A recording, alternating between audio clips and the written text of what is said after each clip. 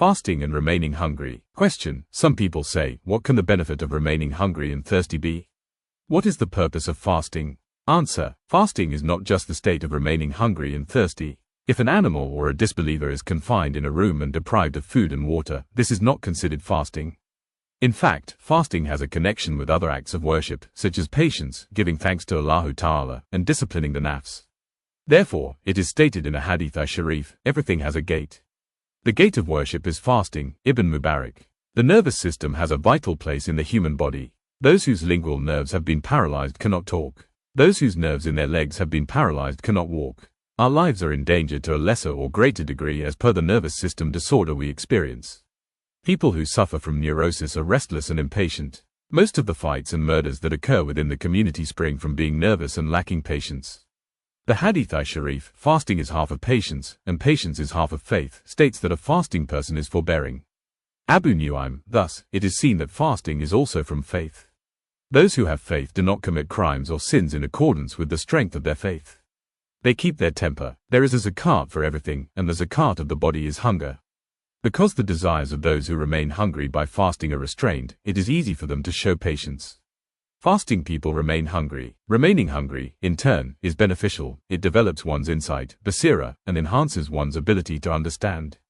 As a matter of fact, it was declared in hadith-i sharifs, the comprehension of a hungry person increases, and his intellect is sharpened, and meditation, tafakkur, is half of worship, while eating little is all of it. Imam Ghazali. Those who eat much sleep much, thus spending their lives doing nothing. They are like drunks. Their brains become sluggish, and their intellects and memories atrophy. However, hunger brings tenderness to the heart. A hadith-i sharif says, the interior of a person who eats little is filled with lights. Allahu Ta'ala loves the believer who eats and drinks little and whose body is light in weight. Daylami. In a state of hunger, desires are curbed. Leaving disobedience, our nafses become submissive. On the other hand, overeating causes negligence. Just as it is difficult to subjugate a wild horse, so it is difficult to subjugate the nafs that had gotten out of hand as a result of overindulgence in food. Hunger facilitates training of the nafs. It was declared in a hadith-i sharif, the human heart is like crops in a field, and eating is like rain. Just as excessive rain causes crops to rot, so excessive food causes the heart to die. Imam Ghazali. Those who are always full up become merciless and ruthless. They cannot imagine what it means to be hungry. Gluttonous people become hard-hearted. It was related in a hadith-i sharif, do not kill your heart by eating and drinking much. Imam Ghazali. Those who keep their temper experience inner happiness. Hunger crushes one's hankering to commit sins and prevents one from doing evil deeds. A hadith-i sharif says, fighting against the nafs through hunger and thirst is like fighting in the way of Allah. Imam Ghazali.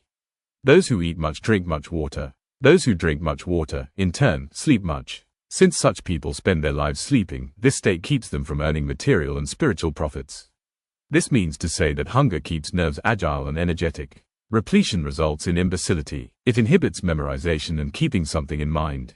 A hadith-i sharif says, eating a meal once a day is moderation. Bayhaqi. Having meals 3 times every 2 days, that is, morning and evening meals on the first day and lunch on the second day, was reported to be standard. Tashal al-Manafi. Most of diseases result from eating much. It was stated in a hadith-i sharif, eating and drinking much is the source of diseases. Daraqutni. Those who eat little will have healthy bodies. He who fasts will have a good health, was said in a hadith-i sharif. Tabarani. The feeling of pity in those who consume excessively will lessen. Their sensual desires will increase, and they will engage in forbidden deeds. It is necessary to block off all the paths that excite unlawful desires. Hunger, in this respect, blocks off Satan's path. A hadith-i sharif declares, Satan circulates in the body like blood. Make his passage narrow by means of hunger. Ayah.